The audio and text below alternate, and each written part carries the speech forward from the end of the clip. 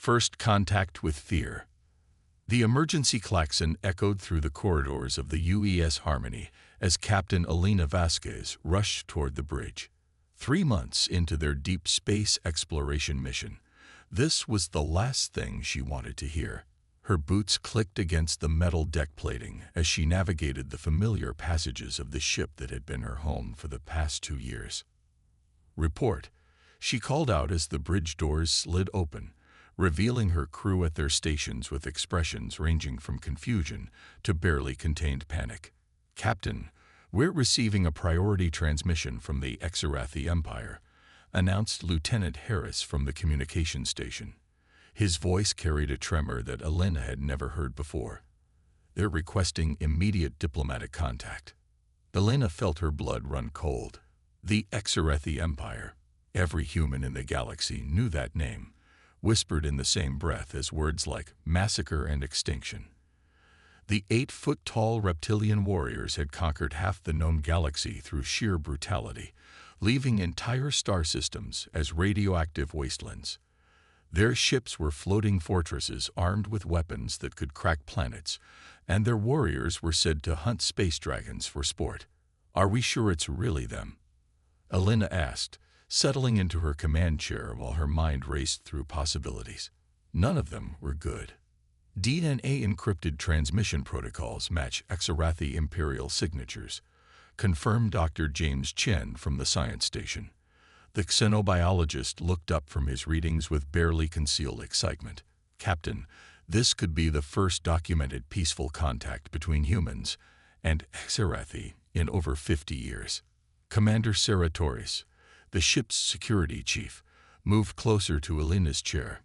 "Captain, with respect, the last peaceful contact resulted in the orbital bombardment of 3 human colonies. Maybe we should consider this a trap." Elena understood Sarah's concern. The Exarathi had earned their reputation through centuries of conquest. They communicated through violence, negotiated through intimidation, and resolved disputes by reducing opposing fleets to cosmic dust. Yet something about this situation felt different. The Exarathi didn't typically bother with diplomatic channels when they wanted to destroy something. "Put them through," Elena decided, "but keep our defensive systems ready and maintain a safe distance." The main view screen flickered to life, revealing a sight that made several crew members step back involuntarily. The creature on screen was massive even by Exarathi standards, with dark purple scales that seemed to absorb light and eyes like molten gold. Battle scars crossed his face in intricate patterns that Elena recognized as marks of high military rank. When he spoke, his voice rumbled like distant thunder. "I am Ambassador Thakmor of the Exarathi Empire, speaker for the Imperial Council and guardian of the ancient ways." The universal translator struggled with the complex tonal variations in his language. "I seek audience with the human commander of this vessel on a matter of unprecedented importance." Elena straightened in her chair, meeting those alien eyes directly. Years of command had taught her that showing fear was often more dangerous than the thing you feared. "I am Captain Elena Vasquez of the United Earth Ship Harmony." "State your business, Ambassador." Thakmor's massive head tilted slightly, a gesture that somehow conveyed both respect and desperate urgency. "Captain Vasquez, what I am about to share has never been spoken to any non-Exarathi being. Our empire faces extinction, and only your species can prevent it." The bridge fell silent except for the quiet hum of ship systems. Elena felt the weight of her crew's attention as they waited for her response. This was either the most elaborate trap in galactic history or something far more complex than anyone had imagined. "Explain," Elena said simply. Thakmor's golden eyes seemed to dim with what Elena could only interpret as pain. "Our young are dying, Captain. For the past century, our reproduction cycle has been failing. During metamorphosis, our younglings become uncontrollable. They attack everything, including each other. 90% die before reaching maturity." Dr. Chen leaned forward, his scientific curiosity overriding his caution. "Metamorphosis? I wasn't aware Exarathi had such a life stage. It is not something we share with outsiders," Thakmore replied.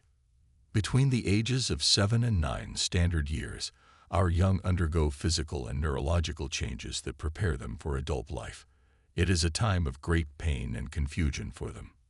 In the past, community support and specific environmental conditions helped them through this period. But something has changed. Elena found herself genuinely intrigued despite the potential danger. What does this have to do with humans? Thakmore was quiet for a long moment, and Elena could see him struggling with what appeared to be a profound cultural taboo. 3 years ago, our research station in the Keller system was attacked by raiders. During the assault, several of our younglings were separated from the main group. They wandered into the human sector of the station, where they encountered a group of human researchers. What happened? Elena asked, though she suspected she knew where this was going. The humans did not run. They did not attack. Instead, they cared for our young. Thakmore's voice carried a note of wonder that seemed alien coming from such a fearsome creature. For the first time in decades, Xerathi younglings completed their metamorphosis without casualty. Not one died. Not one harmed another. Dr. Chen was already pulling up data on his tablet. Captain, this could be related to human pheromone production. Many Earth species use chemical signals to calm their young. If humans produce similar compounds that affect Xerathi neurology. Dr. Chen is correct. Thakmore confirmed. Our scientists have studied the recordings from that incident. Humans emit specific chemical signatures that seem to stabilize our younglings during metamorphosis. Your presence calms their aggression and reduces their pain response. Commander Torres moved closer to Elena's chair. Captain, this sounds like they want us to become babysitters for their warrior offspring. Do we really want to be responsible for raising the next generation of galactic conquerors? It was a fair point, but Elena found herself thinking about the implications. If the Xerathi were truly facing extinction, their response would likely be to lash out at the galaxy with even greater violence. A dying empire with nothing to lose was more dangerous than a thriving one with something to protect. Ambassador Thakmore, Elena said carefully, what exactly are you proposing? We wish to establish a joint facility where human caregivers can assist our younglings through metamorphosis. In exchange, the Xerathi Empire would provide technological assistance, military protection for human colonies, and he paused, the word seeming to stick in his throat, a complete cessation of hostile activities against human space. The bridge erupted in quiet murmurs as the crew processed this offer. Elena raised a hand for silence while her mind worked through the possibilities. The Xerathi were offering to end centuries of conflict in exchange for help with their children. It seemed too good to be true, which usually meant it was. How many younglings are we talking about? She asked. Currently, we have approximately 1,200 younglings approaching metamorphosis age across the Empire. The process takes roughly 6 months to complete. Dr. Chen looked up from his calculations. Captain, if his numbers are accurate, we're talking about saving an entire generation of their species. From a scientific standpoint, this could revolutionize our understanding of interspecies compatibility. From a security standpoint, Torres added, we'd be helping to preserve our greatest enemy. Those younglings will grow up to be 8-foot-tall killing machines. Elena stood and began pacing behind her chair, a habit she'd developed when facing difficult decisions. The weight of the moment wasn't lost on her. This choice could determine the future relationship between humanity and the most powerful military force in the galaxy. Ambassador, I need to ask you something directly, she said, stopping to face the view screen. Why should we trust you? Your empire has been humanity's enemy for over 2 centuries. You've destroyed our colonies, killed our people, and shown no mercy in any conflict. What guarantee do we have that this isn't an elaborate trap? Thakmore's expression shifted, and for the first time, Elena saw something vulnerable in those golden eyes. Captain Vasquez, I have commanded fleets that reduced worlds to ash. I have personally led assaults that claimed millions of lives. I am what your people would call a monster, and I have earned that title through blood and fire. He paused, seeming to gather strength for what came next. But I am also a father. I have watched 3 of my own offspring die during metamorphosis, screaming in agony as their bodies betrayed them. I have held them as they clawed at their own flesh, begging for relief that I could not provide. Every Xerathi parent has experienced this loss. Every family in our empire has been touched by this tragedy. The ambassador's voice grew quieter, but somehow more intense. You ask why you should trust us, and I cannot give you guarantees of our honor or promises of our good intentions. But I can tell you this: we are desperate. A desperate parent will do anything to save their child, even trust their greatest enemy. Elena felt the truth of those words resonate in her chest. She thought about her own childhood, about the fierce protectiveness her parents had shown whenever she was sick or hurt. The idea of watching helplessly as your child suffered was universally horrifying, regardless of species. Dr. Chen, she said without turning away from the screen, what would we need to make this work? The xenobiologist was already bringing up schematics on his tablet. We'd need specialized medical facilities, atmospheric controls for Xerathi physiology, and a team of volunteers trained in interspecies psychology. The liability issues alone would be enormous. We would provide all necessary resources, Thakmore interjected: medical equipment, facility construction, security personnel. We ask only that humans be present during the metamorphosis process. Your people would have full authority over the care protocols. Elena looked around her bridge at the faces of her crew. These people had followed her through dangerous deep space missions, hostile first contacts, and impossible odds. Now she was asking them to consider something that could either make history or get them all killed. I need time to consider this proposal and consult with Earth Command, she said finally. This decision is too important to make hastily. Of course, Thakmore replied. But Captain, time is not unlimited. We have 17 younglings who will begin metamorphosis within the next standard month. Without intervention, they will likely die within weeks of the process beginning. The weight of that statement hung in the air like a physical presence. 17 children, regardless of their species, facing death if Elena and her crew didn't act. She found herself thinking about her nephew back on Earth, about his bright smile and infectious laughter. Could she live with herself knowing she'd condemned alien children to death out of fear? Ambassador, Elena said, surprising herself with her decision, we'll start with a trial program. 5 younglings, maximum. Human medical staff, Xerathi liaisons, and enough security to handle any problems. If it works, we can discuss expanding the program. Thakmore's massive frame seemed to sag with relief. Captain Vasquez, you have just offered hope to a species that had forgotten such a thing existed. The Xerathi Empire will not forget this kindness. Just remember those words if this goes wrong, Elena replied with a slight smile. When can we expect the first arrivals? Within 3 standard days, if you are agreeable. We have selected younglings from families of high rank to ensure the political significance of the gesture is understood throughout our empire.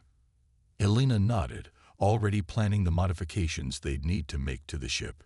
Dr. Chen, I want full biological workups on Xerathi physiology.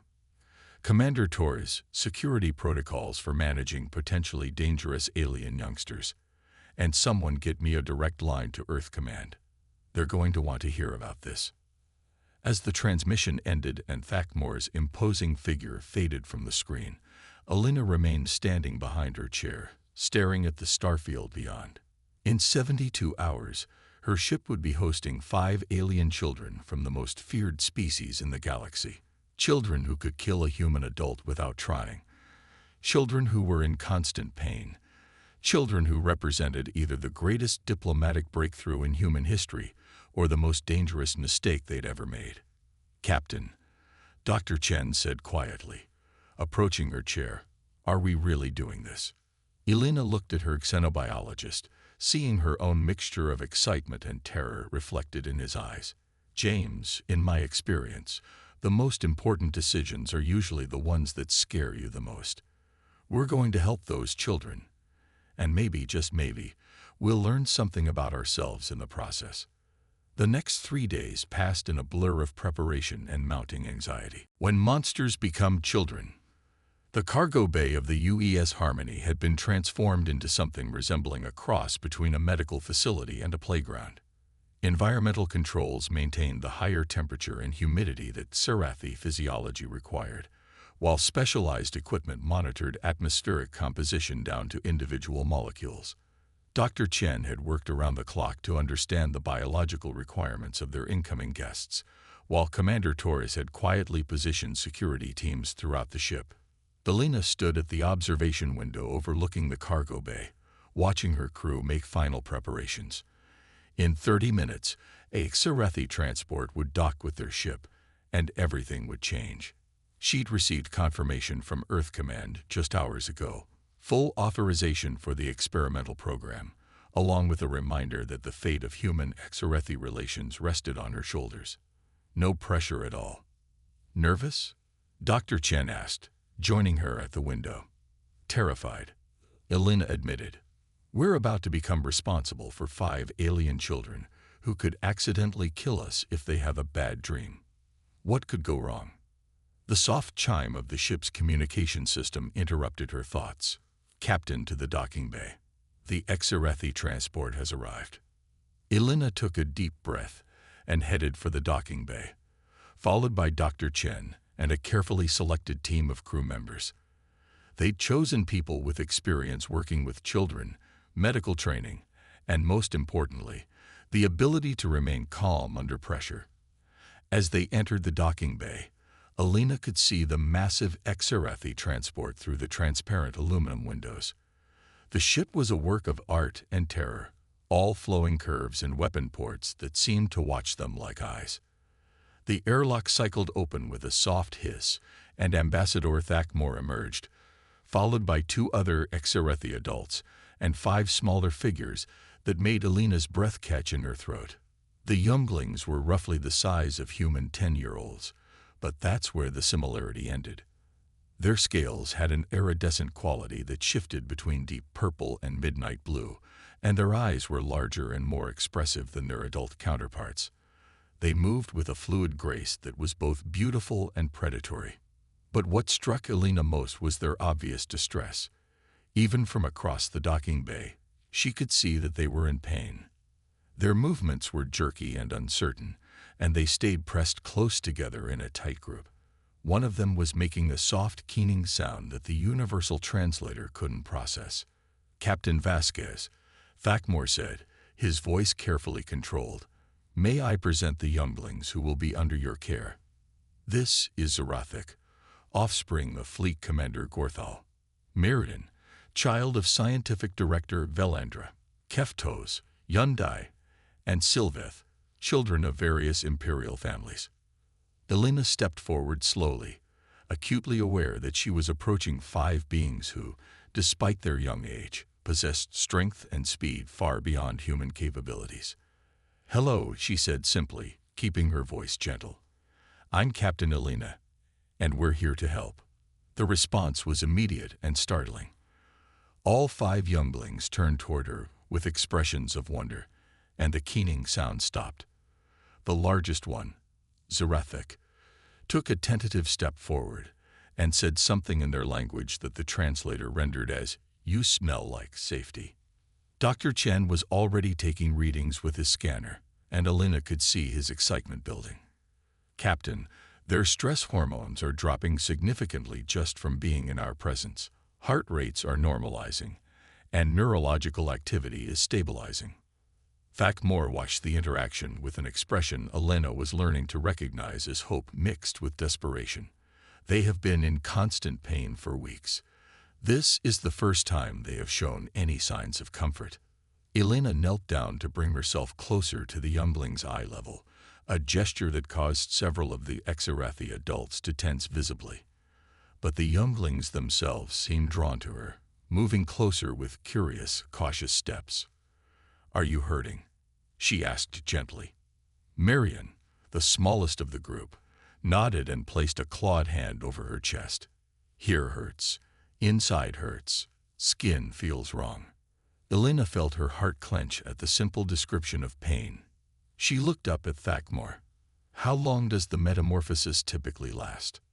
6 to 8 months, he replied. The pain intensifies over the first few weeks, reaches a peak around the 3rd month, then gradually subsides. Physical changes occur throughout the process. What kind of changes? Bone density increases, muscle mass doubles, sensory capabilities expand, and neurological pathways reorganize to support adult cognitive functions. It is extensive. Elena looked back at the 5 younglings, seeing them with new understanding. They weren't just alien children. They were beings undergoing one of the most traumatic biological processes imaginable. And somehow, human presence made it bearable. "Let's get you all settled in," she said, standing and gesturing toward the prepared area. "We've set up a space where you'll be comfortable." The next few hours were a revelation. Under human supervision, the younglings began to relax in ways that Thakmore claimed he'd never seen during metamorphosis. They explored their new environment with cautious curiosity, asked questions about human technology, and most remarkably, played together without the aggression that typically marked this phase of their development. Dr. Chen documented everything, building a database of observations that would revolutionize xenobiology. "Captain, their pain responses are down by 60% when humans are present. Not just any humans, either. It seems to be specifically related to emotional state. When we're calm and caring, they respond more positively." Elena watched as Lieutenant Sarah Martinez, a former pediatric nurse, helped Hyundai work through what appeared to be a particularly painful episode. The young Xerathi was curled into a ball, scales rippling with distress, but Sarah's gentle touch and soothing voice seemed to provide real relief. "It's like they're reading our emotional state through chemical cues," Elena mused. "When we genuinely care about their well-being, our pheromone production changes in ways that affect their physiology." Thakmore approached her with an expression of barely contained awe. "Captain, in all my years, I have never seen metamorphosis younglings respond this way. They are playing. They are curious. They are happy." Elena smiled, watching as Keftos carefully examined a holographic display that Dr. Chen had set up for educational purposes. "They're children, Ambassador. Regardless of species, children want to learn and explore and feel safe. We're just providing what they need." But the real test came 3 weeks into the program when Sylveth, the quietest of the younglings, entered a critical phase of metamorphosis. Elena was awakened in the middle of the sleep cycle by an emergency alert from the medical bay. She arrived to find chaos. Sylveth was convulsing on the medical table, her scales shifting color rapidly while she made sounds of distress that needed no translation. Dr. Chen was scanning frantically while the other younglings huddled together, their own stress levels spiking in response to their friend's pain. "What's happening?" Elena demanded. "Neurological cascade," Dr. Chen replied tersely. "Her brain is reorganizing too quickly. If we can't stabilize her, she'll suffer permanent damage or death." Elena looked at the suffering youngling and made an instant decision. Despite Dr. Chen's protests and Commander Torres's concerns about safety, she climbed onto the medical table and gathered Sylveth into her arms, holding the young Xerathi against her chest. The effect was immediate. Sylveth's convulsions slowed, then stopped. Her color stabilized, and her breathing became regular. Within minutes, she was sleeping peacefully in Elena's arms. "How?" Thakmore asked, his voice filled with wonder. Dr. Chen was studying his scanner readings with amazement. "Direct physical contact. Captain, your heartbeat, body temperature, and pheromone production seem to have created a resonance effect with her neurological processes. You essentially became a biological stabilizer during the most critical phase of her metamorphosis." Elena looked down at the sleeping youngling in her arms, marveling at how something so fierce could seem so fragile. She just needed to know she wasn't alone.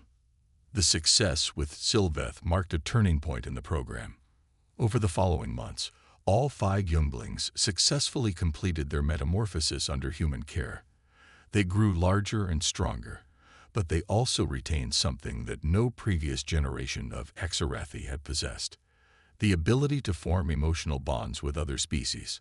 On the day of their graduation ceremony, Alina found herself standing before 5 young Exorathi who had grown from frightened, pain-racked children into confident, compassionate beings who would one day leave their empire. They were still formidable creatures capable of incredible strength and speed, but they were also individuals who understood cooperation, empathy, and trust. Zarethek, now nearly 7 feet tall and possessed of the bearing of future leadership, approached Elena with something she'd never seen in Exorathi before: tears in their eyes. "Captain Elena," Zarethek said in perfect English, having learned the language during their time together, "you gave us more than just relief from pain. You gave us the understanding that strength doesn't have to come from fear, and that different species can care for each other as family." Elena felt her own eyes welling up as she looked at the being who had become like a daughter to her. "You were never just assignments to us. You became our children too." Thakmor, who had spent the months observing and learning alongside the younglings, stepped forward with a formal bearing that couldn't quite hide his emotional state. "Captain Vasquez, the Exorathi Empire owes humanity a debt that can never be fully repaid. You have not just saved these 5 younglings, but you have shown us a path to a future we never imagined possible." "What happens now?" Elena asked. "Now we rebuild our society," Thakmor replied. "These younglings will return to their families as ambassadors of a new way of thinking. They will teach others what they have learned here, and gradually our entire culture will evolve." The Exorathi Empire formally requests the establishment of permanent metamorphosis centers staffed by human caregivers. Elena looked around at her crew, seeing the pride and affection in their faces as they said goodbye to the younglings they'd helped raise. This had started as a diplomatic mission, but it had become something much more profound. "Ambassador," she said with a smile, "I think we can arrange that." As the Exorathi transport prepared to depart with its precious cargo, Elena stood at the observation window watching the younglings wave goodbye. They were returning to their empire as harbingers of change, carrying with them the revolutionary idea that caring for others was not weakness but strength. Dr. Chen joined her at the window, holding a datapad full of research that would change xenobiology forever. "Captain, do you realize what we've accomplished here? We've fundamentally altered the development of an entire species. The Exorathi who grow up in our care programs won't just be physically different from their predecessors. They'll be emotionally and psychologically transformed."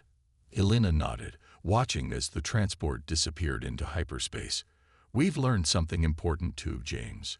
Humanity's greatest strength isn't our technology or our tactics. It's our capacity to see beyond differences and care for others as if they were our own family." 6 months later, Elena received a message that made her smile. It was from Zarethek, now serving as a junior ambassador in the newly formed Human Exorathi Cultural Exchange Program. The message was simple but profound. "Dear Captain Elena, today I helped negotiate the first peaceful resolution to a territorial dispute in Exorathi history. Instead of conquest, we chose cooperation. Instead of dominance, we chose partnership. You taught us that there is strength in gentleness and power in compassion. The galaxy is changing, and it's because humans showed us that even monsters can learn to love. Thank you for making us better than we ever thought we could be." Elena saved the message and looked out at the stars, knowing that somewhere out there, former enemies were becoming friends, and the galaxy was becoming a little bit safer because humans had chosen to care for alien children when no one else would. The most feared species in the galaxy had learned to trust, and in doing so, they had taught humanity something just as valuable: that the courage to extend compassion across species barriers wasn't just noble, it was revolutionary.